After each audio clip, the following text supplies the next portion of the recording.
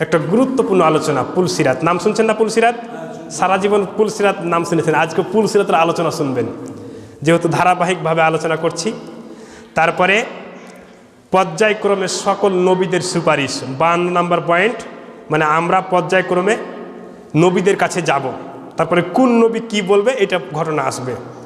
তারপরে আল্লাহ রাব্বুল আলামিন বিচারে বসবেন, কার কি বিচার হবে, কে কোন পাপের কারণে জাহান্নামে যাবে, আর কারা বিনা হিসাবে জান্নাতে যাবে, আর আল্লাহর অনুগ্রহের কারণে 3 খাবল মানুষকে আল্লাহ কিভাবে জান্নাতে দিবেন।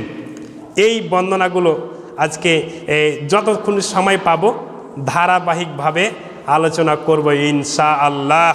ওমা তৌফিকে ইল্লা বিল্লাহ। রব্বি ইশরাহ লি সদরি ওয়া ইয়াসসির লি আমরি ওয়াহলুল উকদাতাম মিন লিসানি ইয়াফকাহু কাওলি। বলেন আমিন। আমিন। তো আজকের আলোচনা শুরু হচ্ছে কি? পুলসিরাত দিয়ে। পুল মানে হচ্ছে সাঁকু বা ব্রিজ। পুল মানে কি? সাঁকু বা ব্রিজ। আর সিরাত মানে হচ্ছে রাস্তা। তাহলে আজকে ব্রিজের ওয়াজ হবে আজকে। ইসলামেও কিন্তু ব্রিজ আছে। সেই ব্রিজ কোথায়? কিয়ামতের ওই বিভীষিকা ময়দানে। আর ব্রিজটা কোথায়, কার উপরে অবস্থিত হবে? আমরা জানি ব্রিজ অবস্থিত হয় নদীর ওপরে, আর সেই দিনকার ব্রিজটা হবে জাহান্নামের ওপরে। মানে ব্রিজ যে পার হতে পারবে না সে কোথায় পড়ে যাবে? জাহান্নামে পড়ে যাবে, তার কোনো হিসাব নিকাশ হবে না। পণ্ডিত জওহরলাল নেহরু যতই জ্ঞানী হোক, ওই ব্রিজ পার হতে যাইলে ইমান লাগবে। ব্রিজ পার হতে হলে একটা জিনিস লাগে, ইমান লাগে। ইমান যার আছে সে ব্রিজ পার হতে পারবে। আর পণ্ডিত জওহরলাল নেহরু যদি হাজারো জ্ঞানী হয়, ইমান না থাকলেও পড়বেই, ও বিনা হিসাবে জাহান্নামে চলে গেল। এটা আমার কথা নয়, নবী বলেছেন, অতএব সত্য। তো পুল মানে সাঁকু বা ব্রিজ, আর সিরাত মানে রাস্তা। তো এই রাস্তাটা কেমন হবে এবার শুনেন। এই হাদিসটা বর্ণনা করছেন আবু হুরায়রা রাদিয়াল্লাহু তাআলা আনহু। সাহাবীদের মধ্যে সব থেকে বেশি হাদিস বর্ণনা করেছে কে? আবু হুরায়রা। আবু হুরায়রা সম্পর্কে একটা কথা বলি, তাহলে কথাটা মনে পড়ে গেল। একদিন আবু হুরায়রা এসে বলছে, ইয়া রাসূলুল্লাহ, আমি যা শুনি আপনার কাছ থেকে সব কিছুই মনে রাখতে চাই, কিন্তু আজ শুনি কাল ভুলে যাই। আজ শুনি কাল ভুলে যাই। তো আপনি আমার জন্য একটু দোয়া করুন তো, যেন আমি না ভুলি। সুবহানাল্লাহ, সুবহানাল্লাহ বলেন। দেখেন, তখন আবু হুরায়রা বলছে, আমার মাথায় একটা কাপড় ছিল, এই যে দেখেন। তাহলে মাথায় এইভাবে কাপড় দেওয়া সুন্নাহ, এটা আবু হুরায়রাও দিতেন। তা আমার মাথায় একটা এই ঘোমটা ছিল, কাপড় ছিল। তা আমি কাপড়টা খুলে নবীর সামনে 2 হাত দিয়ে কাপড়টা এইভাবে করলাম, এইভাবে করলাম। তা আল্লাহ নবী সাল্লাল্লাহু আলাইহি ওয়াসাল্লাম শূন্যের উপরে হাত, শূন্য মানে এরকম ফাঁকা জায়গাতে এইভাবে হাত দেওয়াকে শূন্যের উপরে হাত দেওয়া বলে। মানে আপনি কিছু নাই, এভাবে ফাঁকা, এইভাবে কোনো জিনিসকে ধরছেন, এটাকে বলে শূন্যের উপরে হাত দিয়ে। মুহাম্মদ সাল্লাল্লাহু আলাইহি ওয়াসাল্লাম যেন মনে মনে কি বলছেন, মুখে আওয়াজ হচ্ছে, মানে মুখটা নড়ছে, আর এইভাবে 3 বার শূন্যের উপরে এইভাবে হাত ধরে আমার এই পাতানো কাপড়ের উপরে রাখলেন। কয়বার বলেন তো?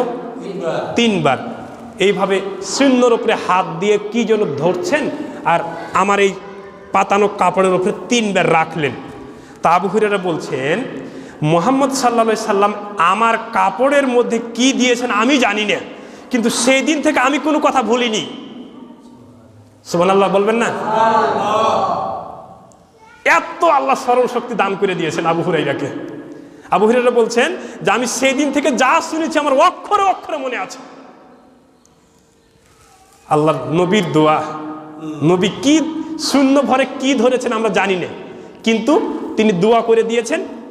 এই জন্য রাসূল সাল্লাল্লাহু আলাইহি ওয়াসাল্লাম একটা দোয়া আমাদেরকে শিখিয়েছেন, রব্বি ইশরাহ লি সদরি ওয়া ইয়াসসির লি আমরি ওয়াহলুল উকদাতাম মিন লিসানি ইয়াফকাহু কাওলি। এই দোয়াটা আপনাদের কার কার মুখস্থি আছে? এই শাখাওয়াত তোমার মুখস্থি নাই? হ্যাঁ, এই দোয়াটা আপনারা মুখস্থি করবেন। এই দোয়াটা রাসূল সাল্লাল্লাহু আলাইহি ওয়াসাল্লাম আমাদেরকে শিখিয়েছেন, যে তোমরা যদি কেউ জ্ঞান বৃদ্ধি চাও তাহলে এটা কিন্তু দোয়া এবং কোরআনের আয়াতও। সূরা তাহার মধ্যে আছে না? হ্যাঁ, কোরআনের আয়াতও কিন্তু এটা। রব্বি ইশরাহ লি সদরি ওয়া ইয়াসসির লি আমরি ওয়াহলুল উকদাতাম মিন লিসানি ইয়াফকাহু কাওলি। তা আবু হুরায়রা আজকের হাদিসটা বর্ণনা করছে, শুনেন এবার পুলসিরাতের হাদিস। তো আবু হুরায়রা বলছেন, আমাকে মুহাম্মদ সাল্লাল্লাহু আলাইহি ওয়াসাল্লাম বললেন যে জাহান্নামের ওপরে পুলসিরাত স্থাপন করা হবে। তাহলে পুলসিরাত এখনো স্থাপন করা হয়নি, আল্লাহ করবেন।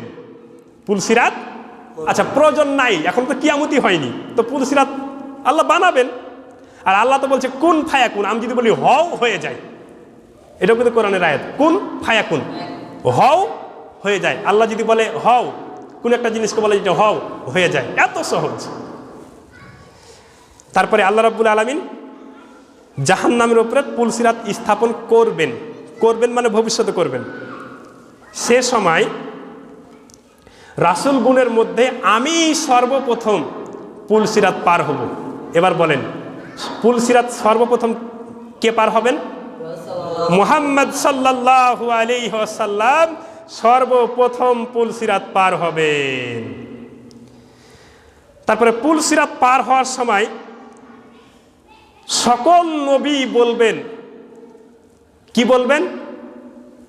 আল্লাহ তুমি আমাদেরকে নিরাপদ রাখো, আল্লাহ তুমি আমাদেরকে নিরাপদ রাখো, আল্লাহ তুমি আমাদেরকে আল্লাহুম্মা আফিহি, হে আল্লাহ তুমি আমাদেরকে নিরাপদ রাখো। আর মুহাম্মদ সাল্লাল্লাহু আলাইহি সাল্লাম বলবেন যে হে আল্লাহ তুমি আমার উম্মতকে নিরাপদ রাখো। মানে মুহাম্মদ সাল্লাল্লাহু আলাইহি সাল্লাম আমাদেরকে কোনো সময় ভুলে যান না, নিজের জন্য নিজে চাইবো আর নবীজি আমাদের জন্য। হ্যাঁ, আহ কি দয়ার নবী, কোনো সময় উম্মতকে ভুলে না। আর সেই উম্মত কি করে মুহাম্মদ সাল্লাল্লাহু আলাইহি সাল্লামকে বলতে পারেন যে অজিত দোভাল ভারতের রাজনৈতিক উপদেষ্টা, উনি গত বছর বললেন যে ইসলামের নবী মুহাম্মদ ছিল একজন নারী লিপ্সু, বলেন নাউজুবিল্লাহ। তিনি 11টি বিয়ে করেছেন, কিন্তু তারা ইতিহাস জানে না যে এই 11টি বিয়ে হচ্ছে রাজনৈতিক, ধর্মীয়। মনে করেন যে আবু সুফিয়ান হচ্ছে কাফেরদের বড় লিডার, আবু সুফিয়ানের মেয়ে উম্মে হাবিবা মুহাম্মদ সাল্লাল্লাহু আলাইহি ওয়াসাল্লামের কোরআন তেলাওয়াত শুনে ইসলাম গ্রহণ করেছে। এখন ইসলাম গ্রহণ করার পরে কে উম্মে হাবিবা আবু সুফিয়ানের বাড়ি যেতে পারবে? পারবে? পারবে না। আবু সুফিয়ান তার মেয়ে উম্মে হাবিবাকে মেরে ফেলবে। তখন আল্লাহ বলছেন যে তুমি স্ত্রীর রূপে গ্রহণ করো। আল্লাহ যদি অর্ডার করে মুহাম্মদ সাল্লাল্লাহু আলাইহি ওয়াসাল্লাম বিয়ে করতে বাধ্য। বিয়ে গেছে এরকম আল্লাহর হুকুমে বিয়ে হয়েছে। আর তারা কি বলছেন? এইরকম একজন আকাশের নিচে জমিনের উপরে সর্বশ্রেষ্ঠ মহামানব, তার সম্পর্কে এরকম কুরুচিপূর্ণ মন্তব্য করছে। আল্লাহ যেন ওদেরকে হেদায়াত দান করে, বলেন আমিন। যেই মানুষটা এরকম চরম বিপদের মুহূর্তে উম্মতকে ভুলে যান না। আচ্ছা আপনারা বলেন তো, আমরা কি শুধু মুসলিমরা মুহাম্মদ সাল্লাল্লাহু আলাইহি ওয়াসাল্লামের উম্মত, না এই পৃথিবীতে যত মানুষ জীবিত আছে সবাই উম্মত? সবাই উম্মত, উম্মত সবাই, কিন্তু কেউ মানছে কেউ মানে না, কেউ মানছে কেউ মানে না। কিন্তু মুহাম্মদ সাল্লাল্লাহু আলাইহি ওয়াসাল্লাম দুনিয়াতে নবী হিসাবে চলে আসার পরে আর কোনো নবীর উম্মত নাই, সব মুহাম্মদ সাল্লাল্লাহু আলাইহি ওয়াসাল্লামের উম্মত। এমনকি হযরত ঈসা যে চতুর্থ আসমানে জীবিত আছেন, ইমাম মাহদী যে আসবেন, এরাও হযরত ঈসা নবী হয়েও মুহাম্মদ সাল্লাল্লাহু আলাইহি ওয়াসাল্লামের উম্মত হবেন যখন তিনি আসবেন। কথাটা ক্লিয়ার? মানে তিনি যখন ছিলেন তখন নবী ছিলেন, এখনো নবী আছেন, কিন্তু দুনিয়াতে যখন চলে আসবেন তখন তিনি আর নবী নন, তিনি তখন উম্মত কার? না, মুহাম্মদ সাল্লাল্লাহু আলাইহি ওয়াসাল্লাম। মুহাম্মদ সাল্লাল্লাহু আলাইহি ওয়াসাল্লাম উম্মত মানে অনুসারী। উম্মত মানে কি? অনুসারী। মানে হযরত ঈসা কিন্তু নবী, শুধু নবী না, বড় মাপের নবী। 4খানা প্রধান কিতাব কোন কোন নবীর উপর নাজিল হয়েছে আপনারা বলেন তো দেখি? হযরত ঈসার উপরে ইনজিল, মুসার উপরে তাওরাত, আর দাউদ আলাইহিস সালামের উপরে জাবুর, আর কোরআন মুহাম্মদ সাল্লাল্লাহু আলাইহি ওয়াসাল্লামের উপরে। তাহলে এবার আপনি বলেন হযরত ঈসা কি ছোটখাটো নবী না বড় মাপের নবী? বড় মাপের নবী। এই নবীও যখন দুনিয়াতে আসবেন, এই ঘটনা তো আপনাকে শুনিয়েছে, হযরত ঈসা আসবেন, 40 বছরে পৃথিবীতে সোনার রাজ্য কায়েম করবেন, সবাই ইসলাম গ্রহণ করবে। তখন হযরত ঈসাও কিন্তু মুহাম্মদ সাল্লাল্লাহু আলাইহি ওয়াসাল্লামের উম্মত হিসাবে আসবেন। মানে মুহাম্মদ সাল্লাল্লাহু আলাইহি ওয়াসাল্লাম নবী হয়ে যাওয়ার পরে আর কেউ নবী হতে পারবে না। লাউ কানা নাবিয়াম লাকানা নাবিয়ান মিন বাদি লাকানা উমর। আমার পরে কোনো নবী আসবে না, তবে আমার পরে যদি কোনো নবী হতো, কে নবী হতো বলেন তো? না, হযরত উমর। মিন বাদি লাকানা উমর। আমার পরে কেউ নবী হবে না, তো যদি আমার পরে কেউ নবী হতো তো উমর নবী হতো। হযরত উমর রাদিয়াল্লাহু তাআলা আনহুর সিদ্ধান্তের উপরে কোরআনে 15টা আয়াত নাজিল হয়েছে। মানে মুহাম্মদ সাল্লাল্লাহু আলাইহি ওয়াসাল্লাম বলছে যে আমি আব্দুল্লাহ ইবনে উবাইয়ের জানাজায় যাব, আর হযরত উমর বলছে যে না ইয়া রাসূলুল্লাহ, ওহুদের যুদ্ধে 50 জন সৈন্যকে নিয়ে সে ভেগে গিয়েছে, এই জন্য আমরা উহুদের যুদ্ধে পরাজিত হয়েছি। এই আব্দুল্লাহ ইবনে উবাই একজন মুনাফিক, আপনি এই মুনাফিকের জানাজায় যাইয়েন না। তখন মুহাম্মদ সাল্লাল্লাহু আলাইহি ওয়াসাল্লাম বলছে, আমাকে তো আল্লাহ নিষেধ করেনি, আমি নিষেধ না করা পর্যন্ত আব্দুল্লাহ ইবনে উবাইয়ের জানাজায় যাব।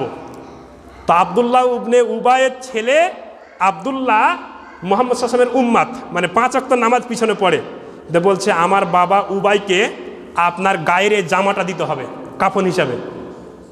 মুহাম্মদ সাল্লাল্লাহু আলাইহি ওয়াসাল্লাম নরম হৃদয়ের মানুষ, তো গায়ের জামাটা খুলে দিলেন। কাকে? মুনাফিক সর্দারের জন্য। তারপরে বলছি, ইয়া রাসূলুল্লাহ, আমার বাবাকে আপনি কবরে নামাবেন। মুহাম্মদ সাল্লাল্লাহু আলাইহি ওয়াসাল্লাম রাজি হয়ে গেলেন, নিজের জামা দিলেন, এবার কবরে নামালেন। বলছি, ইয়া রাসূলুল্লাহ, কবরে নামার পরে আপনার মুখের লালা আমার বাবার মুখে দিবেন। মুহাম্মদ সাল্লাল্লাহু আলাইহি ওয়াসাল্লাম রাজি হয়ে গেল। এবার কিন্তু জিবরাইল চলে আসছে উমরের সিদ্ধান্তকে সফল করে। বলছে, সাবিনা মাররাতাইন। জিবরাইল এসে বলছেন, হে আল্লাহর নবী, আপনি যদি এই কবরবাসীর জন্য 70 বার তওবা করেন, ক্ষমা চান, আল্লাহ একে মাফ করবে না। সূরা মায়েদার আয়াত নাজিল হয়ে গেল উমরের সিদ্ধান্তকে সফল করে। তখন মুহাম্মদ সাল্লাল্লাহু আলাইহি ওয়াসাল্লাম বুঝতে পারলেন যে আমার এই জানাজায় আসা ভুল হয়েছে। এই মুনাফিক সর্দার আব্দুল্লাহ ইবনে উবাইয়ের জানাজায় মুহাম্মদ সাল্লাল্লাহু আলাইহি ওয়াসাল্লাম গিয়েছিলেন, কিন্তু হযরত উমর নিষেধ করেছিলেন। তো উমরের সিদ্ধান্তকে সফল করে আল্লাহ রাব্বুল আলামিন পবিত্র কোরআনে 15টি আয়াত নাজিল করে দিয়েছেন। এই জন্য রাসূল সাল্লাল্লাহু আলাইহি ওয়াসাল্লাম বলছেন, আমার পরে কোনো নবী আসবে না। যদি কেউ নবী আসতো তাহলে কি হতো? লাকানা উমর নবী হয়ে যেত। তারপরে কি বলছিলাম? ওই মুহাম্মদ সাল্লাল্লাহু আলাইহি ওয়াসাল্লাম বলছেন যে পুলসিরাত, যেহেতু আজকের পুরো আলোচনাটা পুলসিরাত সম্পর্কে হবে, তো পুলসিরাতটা স্থাপন করা হয়েছে কার উপরে? আবার বলুন তো, জাহান্নামের উপরে। তো পুলসিরাত এখানে রাস্তাটা কেমন হবে জানেন? পুলসিরাতের রাস্তাটা হবে একেবারে সরু, ছুরির ধার দেখেছেন না? তীক্ষ্ণ তীক্ষ্ণ তীক্ষ্ণ। তো এই তীক্ষ্ণ ধারের মধ্যে কতগুলো লোহার আংঠার মতো থাকবে, এচালে পেছালে থাকবে, আঁকাবাঁকা থাকবে, পিচ্ছিল। এবং এত পিচ্ছিল হবে যে পা দোয়া মাত্রই যাদের ঈমান নাই তারা পড়ে যাবে। কোথায় পড়বে? আগুনের মধ্যে পড়বে। জাহান্নামের উপরে স্থাপন করা হবে। তারপরে রাসূল সাল্লাল্লাহু আলাইহি ওয়াসাল্লাম বলছেন, যেখানে তোমরা কি কেউ সাদান উদ্ভিদ দেখেছো? সাদান, আরবের মরুভূমিতে একগুলা কাঁটাওয়ালা উদ্ভিদ জন্মগ্রহণ করে, খুবই কাঁটা থাকে। এই উদ্ভিদটাকে এই আরবের লোকেরা সাদান উদ্ভিদ বলতো। হ্যাঁ, ক্যাকটাস জাতীয়, কাঁটা জাতীয় উদ্ভিদ। তো বলছে, এই সাদান উদ্ভিদ তোমরা দেখেছো? তখন সাহাবীরা বললেন, ইয়া রাসূলুল্লাহ, দেখেছি। তখন মুহাম্মদ সাল্লাল্লাহু আলাইহি ওয়াসাল্লাম বলছে, এই সাদান উদ্ভিদের কাঁটা যেভাবে এলোমেলো হয়ে শুধু খালি কাঁটা কাঁটা থাকে, এই পুলসিরাতের পথটা হবে এই সাদান উদ্ভিদের কাঁটার মতো আংঠা পরিহিত, মানে আংঠা থাকবে।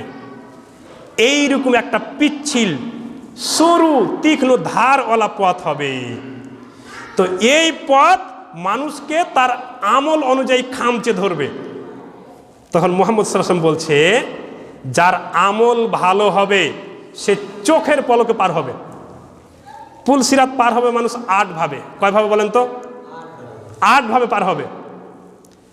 1, চোখের পলকে পার হবে। 2, বিদ্যুতের গতিতে পার হবে। 3, বাতাসের গতিতে পার হবে। 4, পাখির গতিতে পার হবে। 5, ঘোড়ার গতিতে পার হবে। 6, উটের গতিতে পার হবে। 7, সহি সালামতে সামান্য আঘাত লেগে পার হবে, মানে একটু আঘাত লাগবে কিন্তু পার হয়ে যেতে পারবে। আর 8 নাম্বার হচ্ছে তার পার হতে হতে তার দেহ ক্ষত বিক্ষত হয়ে যাবে, তবু পার হয়ে যাবে। মানে এটা হচ্ছে সর্বনিম্ন পার। আল্লাহ তুমি আমাদেরকে পার হওয়া তৌফিক দান করো, বলেন আমিন। কয়ভাবে পার হবে বলেন তো? যার আমল সবচেয়ে ভালো সে পার হবে কি? চোখের পলকে। আচ্ছা, পৃথিবী থেকে সূর্যের দূরত্ব 15 লক্ষ কিলোমিটার। আমরা নিচ দিকে তাকিয়ে আছি, হঠাৎ এইভাবে তাকালে সূর্য দেখতে পারি কিনা? মানে 15 লক্ষ কিলোমিটার আপনার পথ অতিক্রম করেছে চোখের পলকে। তো যার আমল ভালো হবে সে মুহূর্তের মধ্যে যেভাবে সূর্য এভাবে দেখি, পুলসিরাত এইভাবে চোখের পলকে পার হয়ে যাবে। 1 আর 2, বিদ্যুৎ, মানে তার থেকে যার আমল একটু দুর্বল, যার আমল সর্বোচ্চ থেকে একটু দুর্বল সে পার হবে কিসের গতিতে? বিদ্যুতের গতিতে। বিদ্যুৎ কত গতিতে চলে জানেন? মনে করেন যে ঢাকা থেকে একটা বিদ্যুতের তার সংযোগ দিল, কয়েক সেকেন্ডের মধ্যে চাঁদপুর চলে আসবে, এত গতিতে চলে বিদ্যুৎ। তো যার আমল একটু দুর্বল হবে, ঈমান আকীদার সামান্য ত্রুটি রয়েছে, সে বিদ্যুতের গতিতে পার হবে। তার থেকে যার একটু ত্রুটি রয়েছে সে বাতাসের গতিতে পার হবে। বিদ্যুৎ এবং বাতাসের গতি অনেক কম। যেমন আপনাকে বলি, মনে করেন যে আপনি খবরে শুনছেন যে সমুদ্রে একটা ঘূর্ণিঝড় উঠেছে, এই ঘূর্ণিঝড়টা বাংলাদেশের মংলা সমুদ্র বন্দর থেকে 600 কিলোমিটার দূরত্ব অবস্থান করছে, আগামীকাল রাত 12টায় আছড়ে পড়বে। মানে তাহলে বাতাসের গতি কত কম, মানে একদিন লেগে যাবে আসতে, এই 600 কিলোমিটার আসতে একদিন লেগে যাবে। এরকম খবর শুনেন কি শুনেন না? তাহলে বাতাসের গতি বিদ্যুতের গতি থেকে অনেক কম। তাহলে 3 নম্বর শ্রেণী যারা আমলটা 2-এর থেকে একটু দুর্বল, তারা কিসের গতিতে আসবে? বাতাসের গতিতে। আর 4 নম্বর শ্রেণী আসবে পাখির গতিতে। পাখি মনে করেন যে উড়তে শুরু করেছে সেই স্ক্যান্ডিনেভিয়ান থেকে, নরওয়ে থেকে, সুইজারল্যান্ড, ডেনমার্ক, নরওয়ে থেকে উঠতে শুরু করেছে। তারা 10 দিন, 20 দিন, 30 দিনে তারা এই অতিথি পাখিরা আমাদের বাংলাদেশে কিছুদিন পরে শীতের মৌসুমে দেখবেন। এরা কিন্তু স্ক্যান্ডিনেভিয়ান অঞ্চল থেকে উড়ে আসে, 1 মাস 20 দিন 30 দিন ধরে উড়তে থাকে। আল্লাহ ওদেরকে শক্তি দিয়েছেন। তাহলে চতুর্থ যারা, ওদের আমল একটু কম হওয়ার কারণে ওরা পাখির গতিতে পার হবে, মুহাম্মদ সাল্লাল্লাহু আলাইহি ওয়াসাল্লাম বলছেন। তারপর পঞ্চম কার গতিতে পার হবে বলেন দেখি? ঘোড়ার গতিতে। তারপরে ষষ্ঠ উটের গতিতে। আর সপ্তম সামান্য আঘাত লেগে পার হবে। মানে এত গতি কম, মানে আঘাতে সামান্য আঘাত লেগেছে কিন্তু সহি সালামতে পার হয়েছে, তেমন মানে ধাক্কাধুক্কি খেয়ে একটু কাটাকুটি ফুটছে পায়ে, যখন কষ্ট মষ্ট করে পিছনে পড়ে যায়নি, পার হয়েছে। আর সর্বশেষ যাদের ঈমান একেবারে দুর্বল কিন্তু শিরিক করেনি, কি করেনি বলেন তো? হ্যাঁ, এখানেও শিরিকের কথা। আচ্ছা, শিরিকের বিষয়ে আল্লাহ এত হার্ড লাইনে কেন? আচ্ছা, আমি একটা উদাহরণ দিই। মনে করেন যে আপনি বিয়ে করেছেন, ইজাব কবুল আপনি করেছেন, মোহর আপনি দিয়েছেন, স্ত্রীর উপরে পুরো হক আপনার, ঠিক না ঠিক? কিন্তু দেখছেন যে আপনার বাসর হওয়ার আগেই আপনার স্ত্রীর সাথে অন্য একজন মানুষ খোঁজ গল্পে বা আপনার হকে সে কিন্তু অংশী স্থাপন করেছে।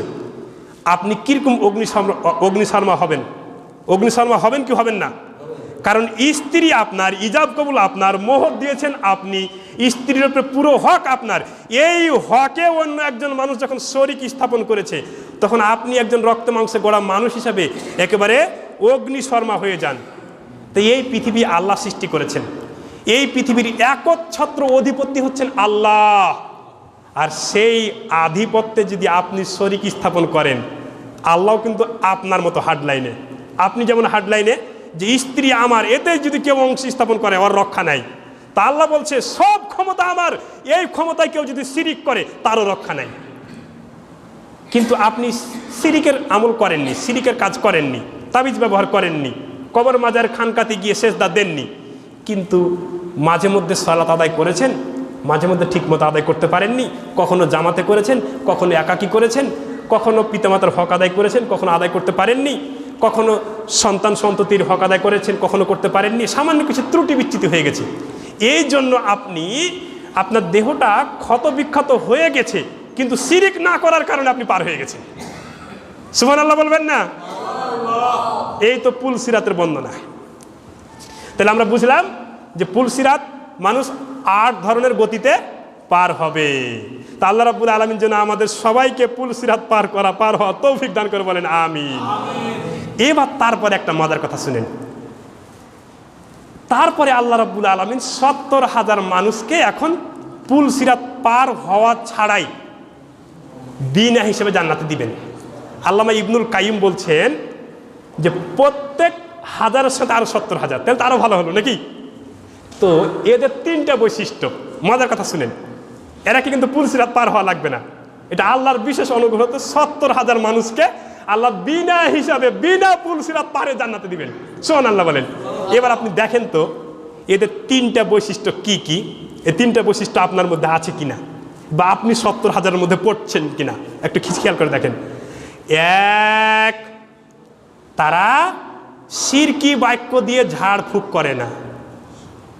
মনে রাখবেন, ইসলামে ঝাড়ফুঁক করা বৈধ আছে, কিন্তু ঝাড়ফুঁকের মধ্যে অধিকাংশ কথাই কিন্তু শিরিক রয়েছে।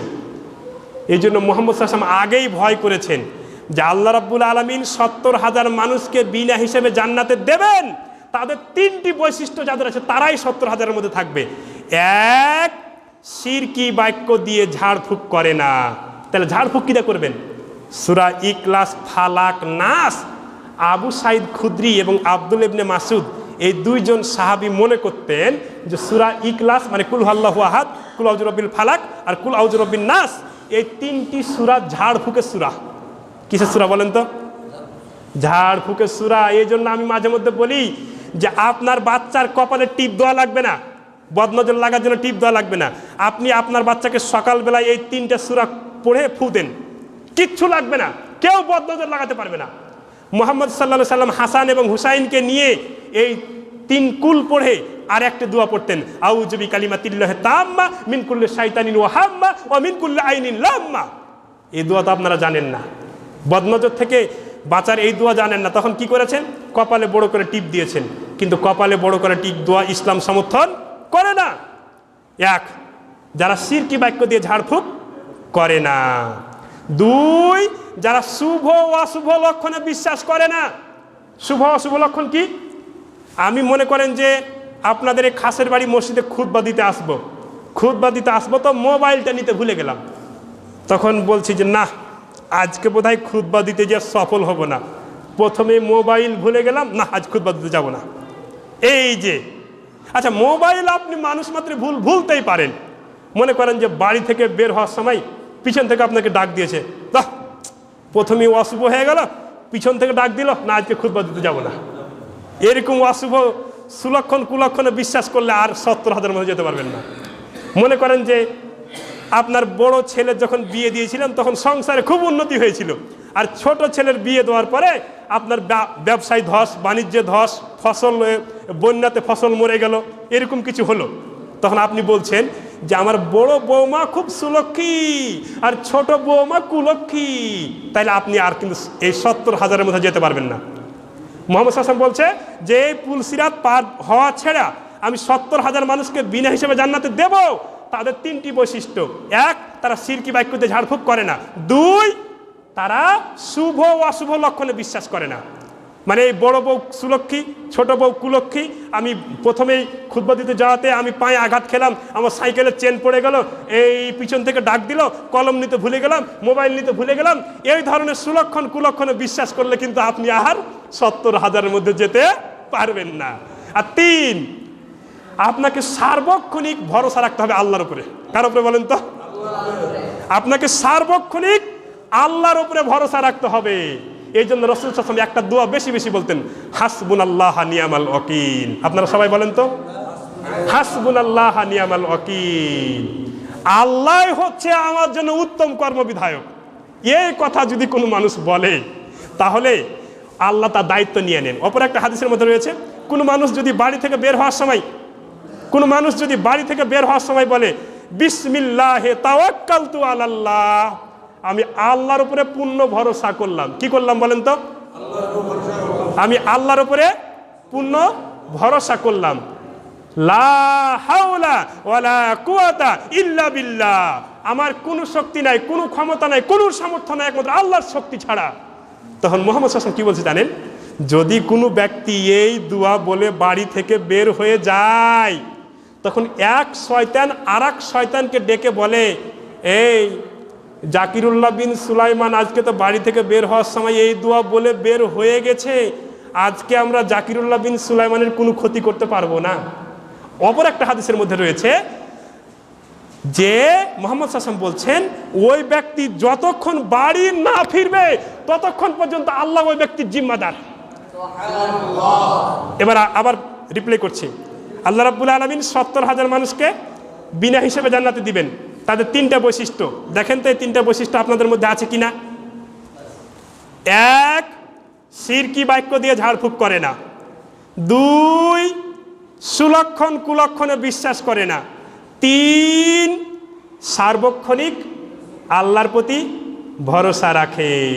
আপনি যতই বিপদে পড়বেন কোনো সময় ভেঙে পড়বেন না। বিপদে পড়েছেন, আল্লাহর প্রতি ভরসা রাখুন, উজু করুন, তারপর 2 রাকাত সালাত আদায় করুন। আল্লাহ রাব্বুল আলামিন আপনাকে বিপদ থেকে রক্ষা করবেন। সুবহানাল্লাহ বলেন। এটা নবীদের আমল, সাহাবীদের আমল। ইব্রাহিম আলাইহিস সালাম এবং বিবি সারা যখন পথ চলছিলেন, পথ চলতে চলতে যখন ওই বিবি সারাকে কি করলেন, ওই দাম্ভিক দোদণ্ড প্রতাপশালী রাজার কাছে যখন নিয়ে যাওয়া হলো, তখন ইব্রাহিম আলাইহিস সালাম একটি মিথ্যা কথা বলেছিলেন যে হিয়া উক্তি, মানে স্ত্রী বললে তো রক্ষা নাই, যদি বোন বলি যদি রক্ষা হয়, তারপরে রক্ষা হয়নি। তখন এই মহিলা কি করেছিলেন, 2 রাকাত সালাত আদায় করেছিলেন। আর এই 2 রাকাত সালাত যেমনিতে আদায় করলেন, ওই দোদণ্ড প্রতাপশালী রাজাধিরাজ তিনি আর শরীরের শক্তি হারিয়ে ফেললেন। সুবহানাল্লাহ বলেন। মুহাম্মদ সাল্লাল্লাহু আলাইহি ওয়াসাল্লাম বলেছেন, যদি কোনো ব্যক্তি বিপদে পড়ে আর বিপদে পড়ে আল্লাহর প্রতি ভরসা রেখে 2 রাকাত সালাত আদায় করে। আমি একটা জিনিস বুঝতে পারছি না, মসজিদের মধ্যে খুতবা চলা অবস্থায় কথা, এটা তো শুনেন, আপনারা যেখানে বসেছেন এই জায়গাটা কিন্তু খুব গুরুত্বপূর্ণ জায়গা। ইবলিস কিন্তু চায় না যে আপনি নেকির বস্তা নিয়ে আমলনামা নিয়ে এখান থেকে যাবেন। ইবলিস কিন্তু এটা চায় না। ইবলিস কিন্তু কুমন্ত্রণা দিতে থাকে। একজনের সাথে আরেকজনের কথোপকথন লাগিয়ে দিলে, একজনের সাথে একজনের কথোপকথন লাগিয়ে দিয়ে যদি আপনাকে নেকি থেকে বঞ্চিত করতে পারে, তাহলে ইবলিস সফল, আপনি ব্যর্থ। ইবলিস সফল, আপনি ব্যর্থ। সুতরাং মসজিদে কয়েকটা মিনিট আপনারা একটু ঈমান ও আমলের গুরুত্বপূর্ণ কথাগুলো শুনবেন, আমল করতে পারবেন। আল্লাহ রাব্বুল আলামিন আমাদেরকে 70,000-এর মধ্যে কবুল করেন, বলেন আমিন।